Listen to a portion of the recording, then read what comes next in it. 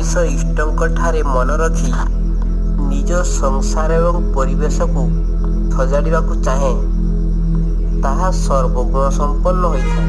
ଇଷ୍ଟଙ୍କ ଠାରେ ଅହଙ୍କାର ସମର୍ପି ଦେଇ ସଂସାରରେ କୌଣସି ଜିନିଷକୁ ମୋର ବୋଲି କହିଲେ ସେଥିରେ ମନ 100% ଲାଗିଯାଏ ଏବଂ କୌଣସି ଜିନିଷକୁ ମୋର ବୋଲି କହିଲେ ଅଧିକ ସୁନ୍ଦର କରିହୁଏ। ମୋର ଜିନିଷରେ କେହି ହସ୍ତକ୍ଷେପ ନ କରୁ ସେଥିପାଇଁ ମୁଁ ସବୁବେଳେ ସଜାଗ ରହିଥାଏ।